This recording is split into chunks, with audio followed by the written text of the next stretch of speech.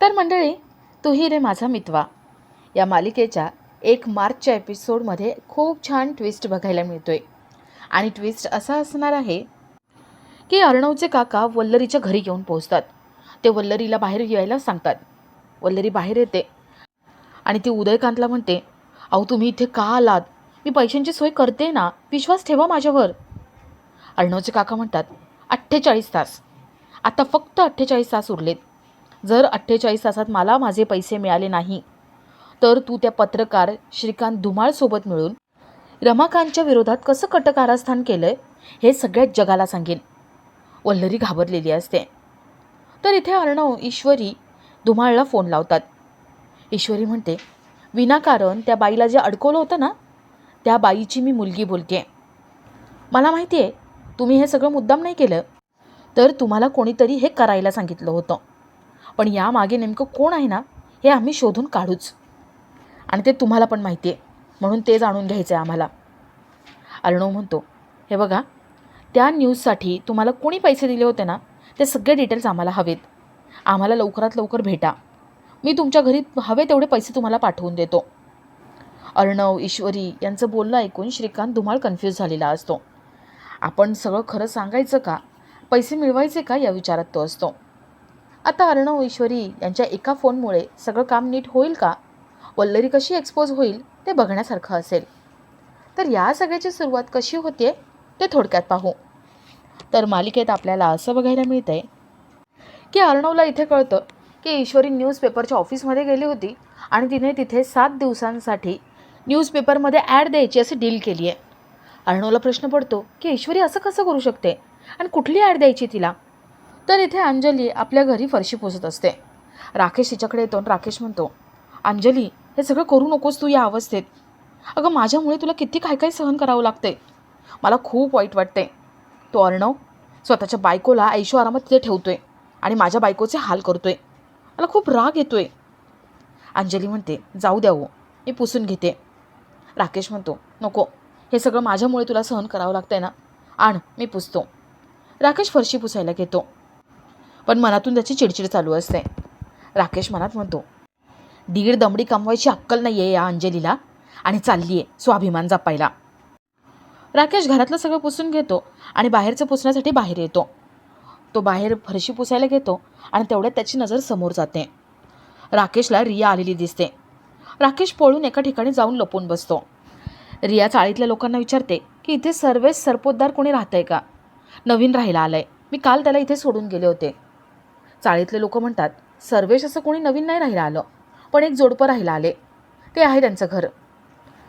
रियाला आठवतं की काल आपण इथेच त्याला सोडलं होतं. रिया राकेशच्या घरी येते. ती दरवाजा नॉक करते. अंजली बाहेर येते. रिया विचारते, सर्वेश सरपोतदार इथेच राहतात ना, काल मी त्यांना इथे ड्रॉप केलं होतं. अंजली म्हणते, नाही, इथे सर्वेश वगैरे कोणी राहत नाही. अंजलीला आठवतं की काल हीच मुलगी सोडायला आली होती आणि जेव्हा राकेशला या मुलीबद्दल विचारलं तेव्हा तो खोटं बोलला होता. अंजली त्या मुलीला म्हणजे रियाला विचारते, तुमच्या वहिनीने आत्महत्या करण्याचा प्रयत्न केला होता, ती केस जायला आलात का तुम्ही इथे. रिया म्हणते, नाही, मला बहीण वगैरे कोणी नाही आहे. अंजलीला थोडीशी कुणकुण लागते. राकेश खोटं बोलतोय हे तिला कळतं. अंजली म्हणते, नाही, इथे असं कोणी राहत नाही, जा तुम्ही. अंजली आत येते आणि दरवाजा लावत असते. रिया तिथेच थांबलेली असते. रियाचं लक्ष समोरच्या फोटोकडे जातं. अंजली, राकेश यांचा फोटो बघून तिच्या पायाखालची जमीन सरकते. ती अंजलीला तो फोटो कोणाचा आहे, हा फोटोतला माणूस तुमचा कोण आहे हे विचारायला आत जात असते. आणि राकेश सगळं लांबून बघतो. राकेश धावत तिच्याकडे येतो. तर इथे वल्लरीला टेन्शन आलेलं असतं. आता एवढे मोठे पैसे कुठून जमा करायचे या विचारात ती असते. आणि तिला एकच आयडिया सुचते, ती म्हणजे ऑफिसमध्ये काहीतरी गडबड करायची, काहीतरी झोल करायचा आणि 35 लाख रुपये उभे करायचे.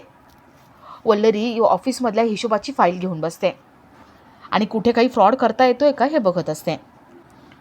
तर इथे रिया दरवाजा नॉक करणार तेवढ्यात राकेश तिच्याकडे येतो आणि तिला म्हणतो, काय करतेस तू, ये इथे बाजूला. रिया म्हणते, फ्रॉड आहेस तू. अरे ती मुलगी कोण होती.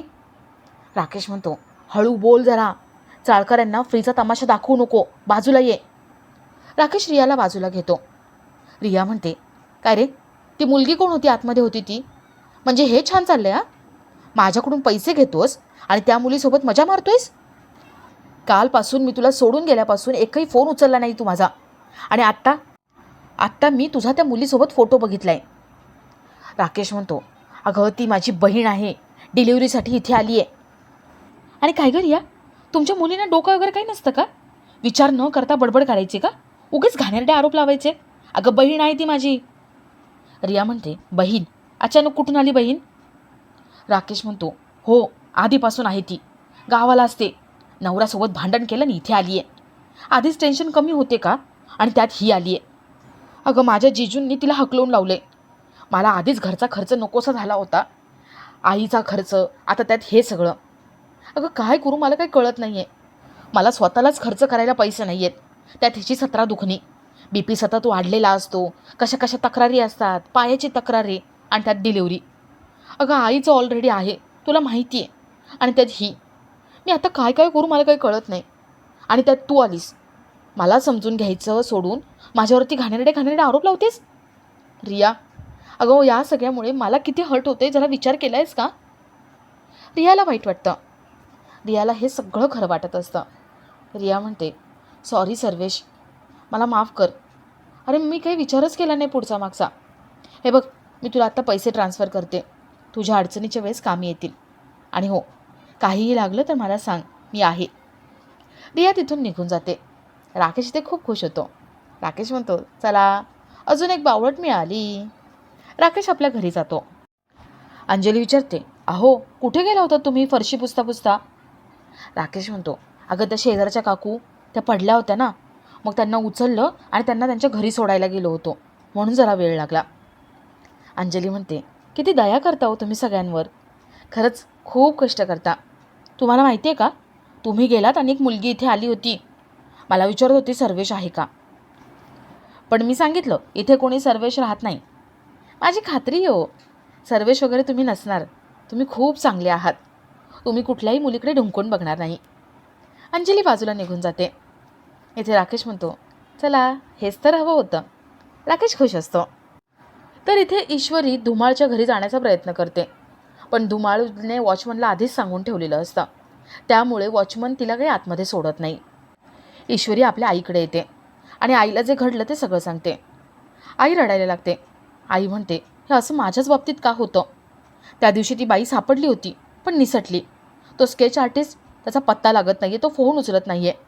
आणि आता हा धुमाळचा पत्ता सापडला आहे, पण तो हाताला लागत नाही आहे. हे काय होतं आहे सगळं माझ्याच बाबतीत का? ईश्वरी धीर देते. ईश्वरी म्हणते, आई अगं मी आहे, मी सगळं नीट करेन, तू नको काळजी करू. आपण त्या धुमाळला शोधून काढू आणि स्केच पण घेऊ. बघ आता सगळं चांगलं होणार. ईश्वरीच्या बोलण्यामुळे आईला जरा बरं वाटतं आणि आपला आजचा हा भाग इथेच संपतो.